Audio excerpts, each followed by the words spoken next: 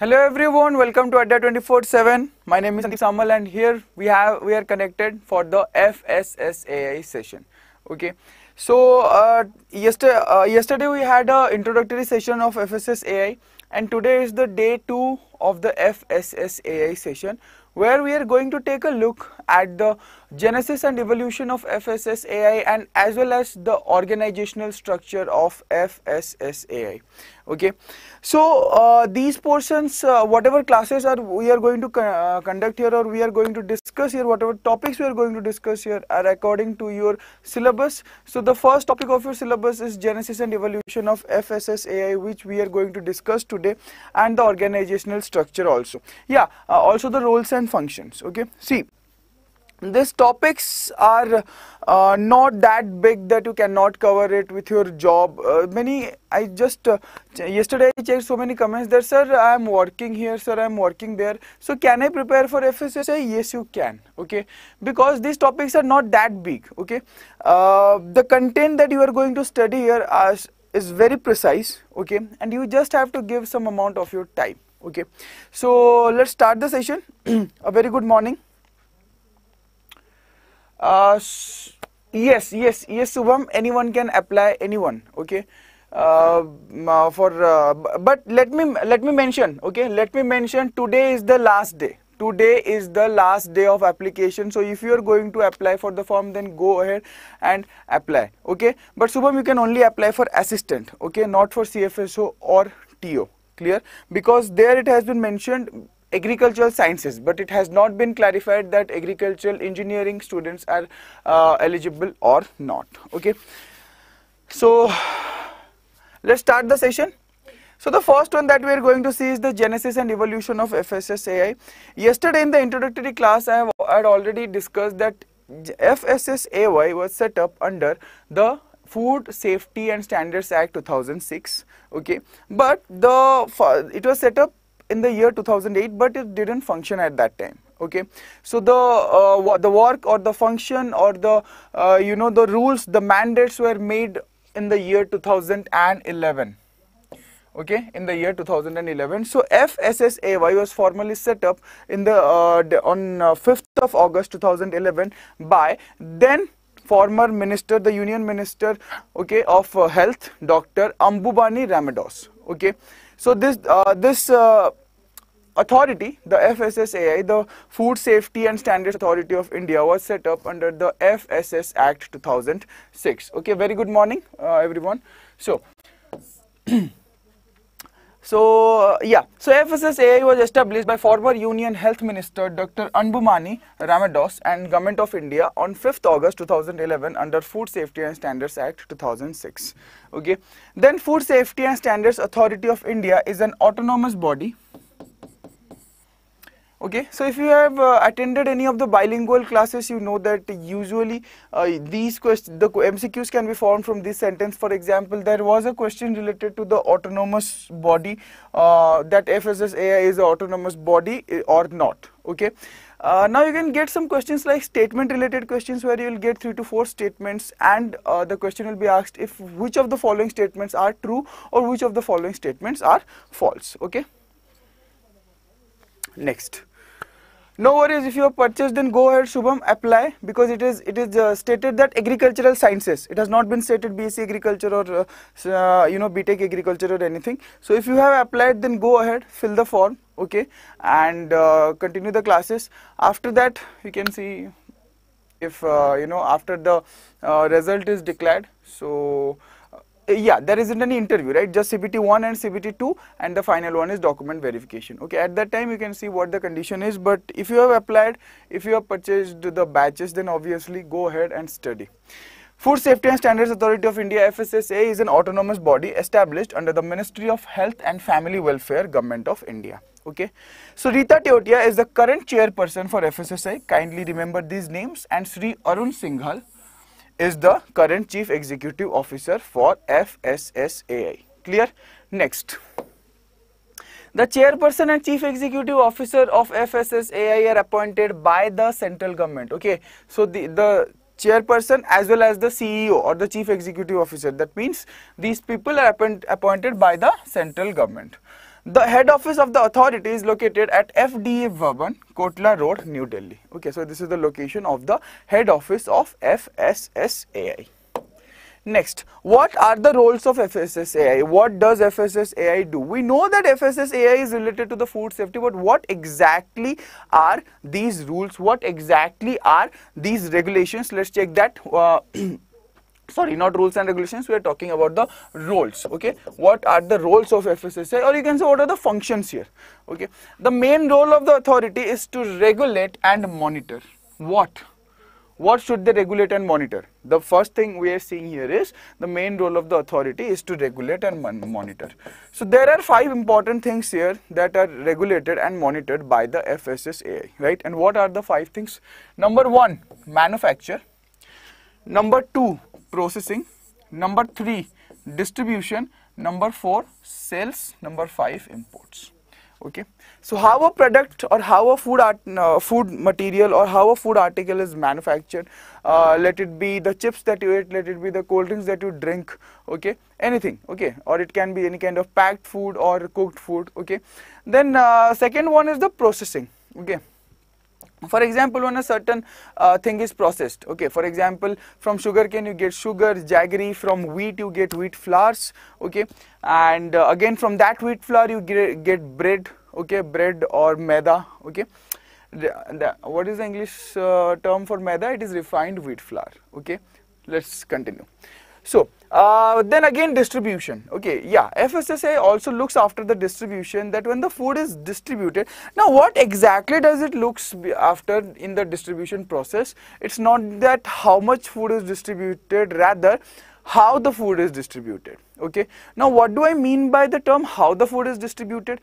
So how the food is distributed means when the food is transported, when the food is sent from one place to another, what are the conditions in which it is sent? Is there any kind of unhygienic conditions? Is there any kind of condition that that challenges the safety of the food? Okay, so these are the things that are usually taken care of, okay. So then fourth one is sale, obviously, okay, whenever you purchase anything, especially medicines or any kind of food products, usually you look after the expiry date, right? Or you look after, right? Or are there some people who skip that part? You shouldn't skip that part, okay. It is important to check the expiry date, okay. Now whenever we are checking the expiry date of the product, obviously we are taking care of the food safety here, okay. So and the final one is import, okay. Whenever a food article is imported into our country, so it is made sure that the food article that has been imported is completely safe. It doesn't carry any kind of biological risk or any kind of hazard or any kind of potential risk here, okay. Now see, this is important. For example, if when we are exporting something, we take care that the product that we are exporting should be completely safe, or else there will be a trade ban. That can be a trade ban, okay. So similar things can happen with the countries also, okay. Anyone can mix anything else in the food product and send it, okay. So these things are checked by the custom officials or the people of the tax department, okay, the custom department especially, okay. Next, import of food while ensuring safe and wholesome food to the consumers, okay. So it is ensured that the consumer who get the food, the consumer should get safe and wholesome food. Now what is wholesome food? Especially that the food is completely intact in its proper okay, the food is completely intact as it should be, okay. And for example, whenever we are processing a particular food, a certain layer of vitamin gets eliminated or a certain fiber gets eliminated, okay. So these kind of things should not be there, okay, and the consumer should get wholesome food. The junk food that we eat is not wholesome food, okay. Next, the Act lays down the following main function for discharge by the authority, okay.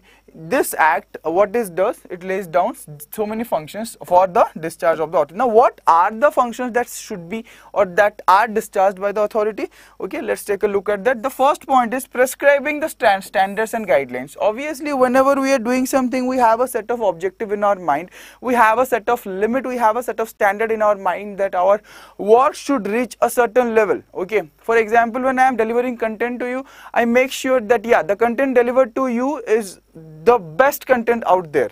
Okay, so similarly, whenever you are doing any work, okay, if you are eating, you have some kind of goal in the mind, like yeah, I want to eat this, okay, I want to eat that, right? So similarly, whenever we are asking the food business operators or the restaurants for taking care of the food safety, then we should also ensure that yeah, they have a set of standards and guidelines to which they can adhere, or to which they should comply, and they should maintain the safety and hygiene of the food. Okay, next, so standards and guidelines in relation to food and specified appropriate system for the enforcement. Okay, so enforcement means there are standards and guidelines. Now these needs to be enforced so that the food business operators or the restaurant owners should follow this particular thing. Second one, specifying limits. Okay, so there are limits to certain things, like what can be added to the food product, what cannot be added. If a particular thing is being added to the food product, then what should be the limit at which it should be added. So there are so many limits here for the additives. Okay, what can be added to the food. Okay, now additives doesn't mean that it is adulteration. Okay, it means that a particular thing can be added to the food product. Contaminants. Okay, for example, if the food is contaminated, now there is a certain, for example, microbial contamination.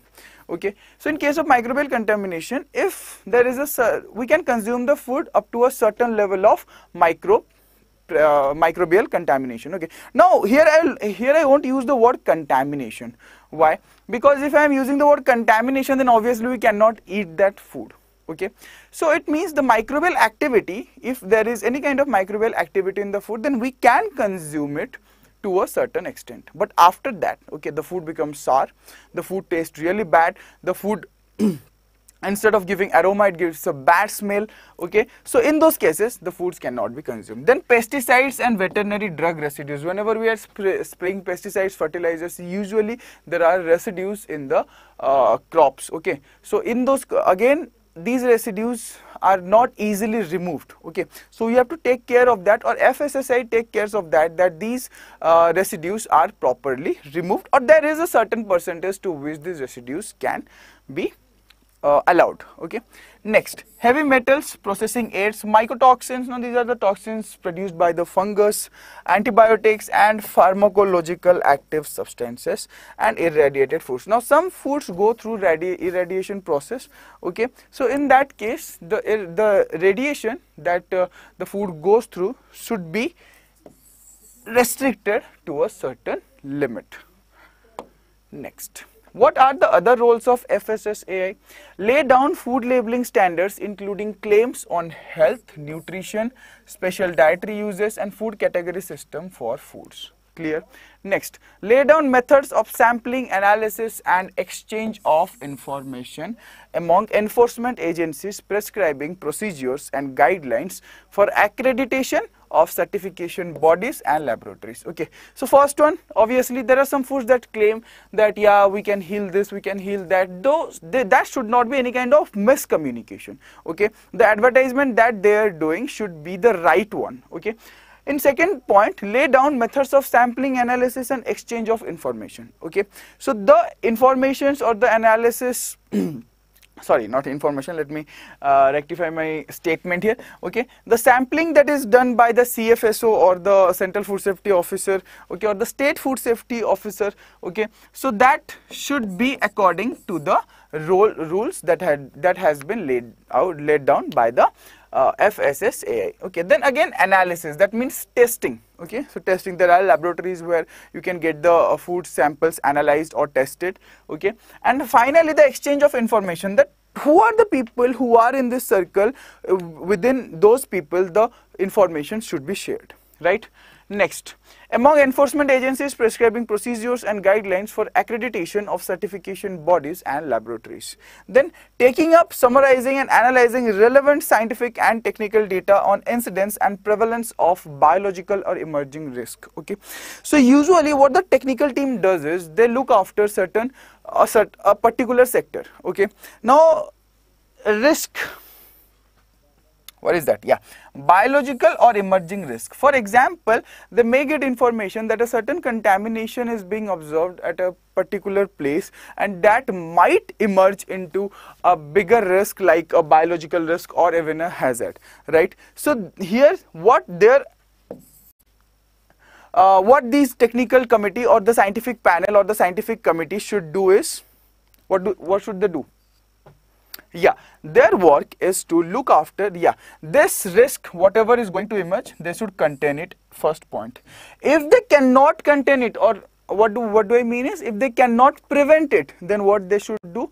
Obviously, they should think of some mitigating measures. What does it mean? That after the contamination has already spread, what we can do to change the situation, okay? Is it important for OSSC food safety officer? Yes, food science is important for OSSC food safety officer. Okay, let's move on to the next slide. So those are the functions. Here it is the governing structure of FSSAI. How does the FSSAI work? So there is a food authority here, which is the apex body.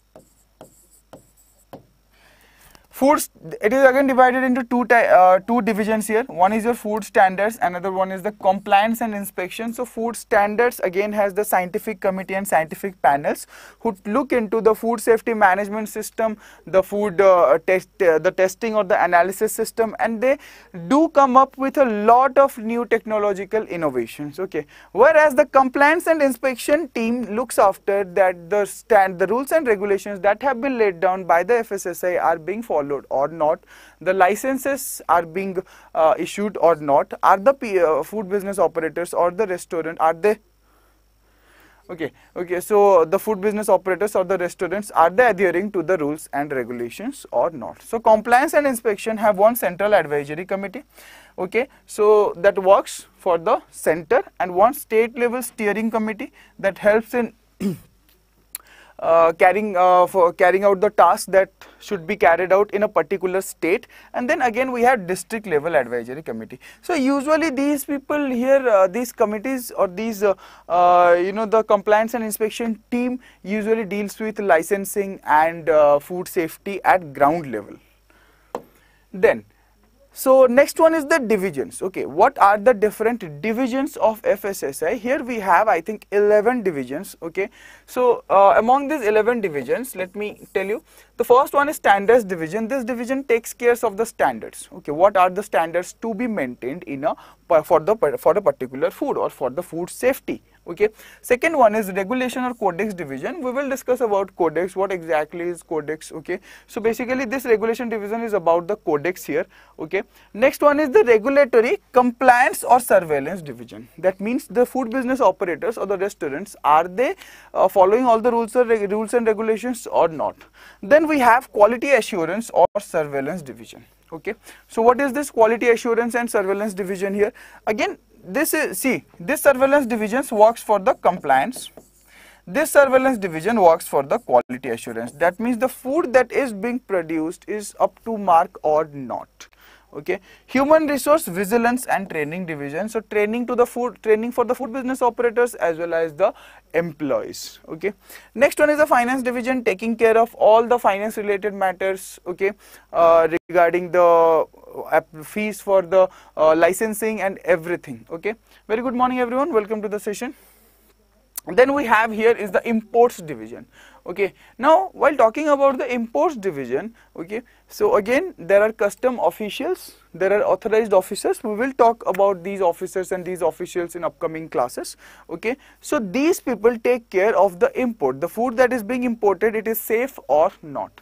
Then it comes risk assessment and R&D division. Okay, so the risk of the risk that can emerge from a particular food and the research and division that should be done for the food. Okay, then FSMS, what exactly is FSMS here? Food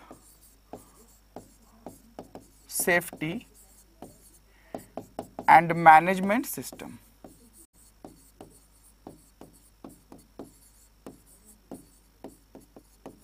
Okay, Food Safety and Management System. This is known as the FSMS division. Then again, General Administration division to check that all the employees are performing their work or not, all the work that is being done in the authority, is it up to the mark or not. And finally, the Legal division, handling all kinds of cases and all kinds of, if for example FSSAI goes to the court against some food business operator and all, the Legal division handles that. Okay.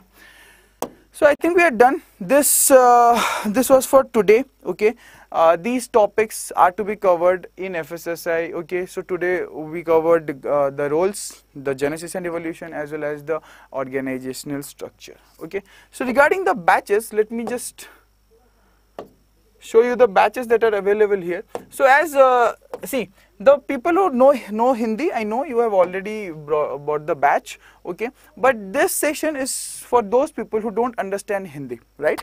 This is for the people who need the batch in English. So we have English batches here.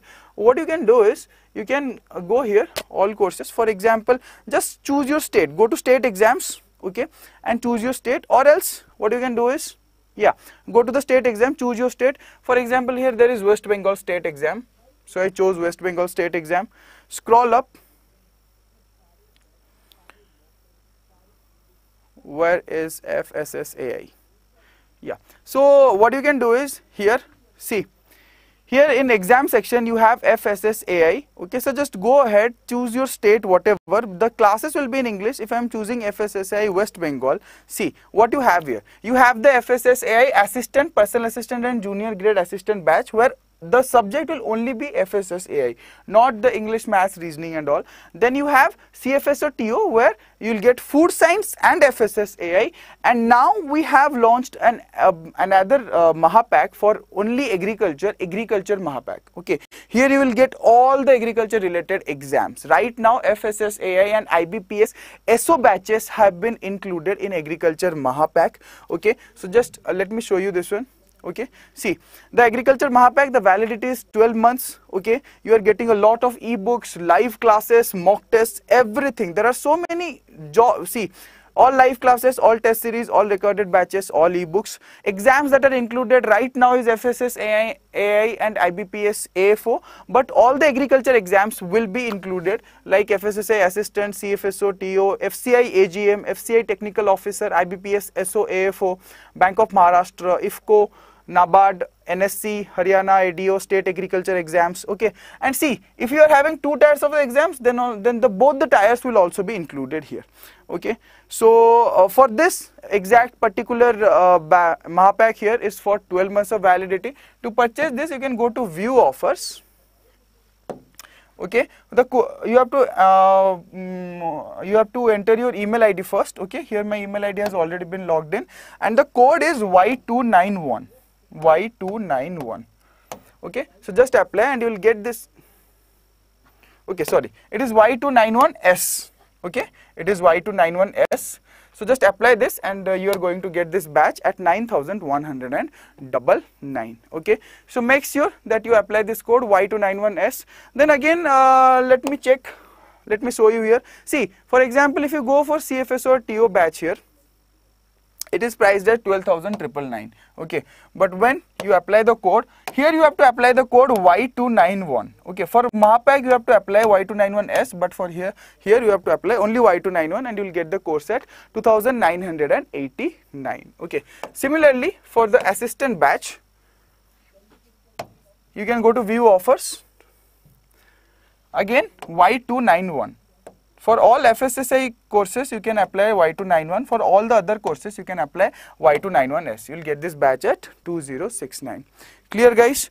So I hope so this session was helpful. We will meet again tomorrow at the same time. Okay, and we'll discuss another topic. If you are planning to enroll in the batches, then don't delay and enroll in these batches. And the second thing is today is 12th November and it is the last day for the application. So if you haven't applied for FSSAI, then go ahead and apply. Okay, so we'll meet again tomorrow at the same time in another session. Till then, take care, goodbye and stay safe.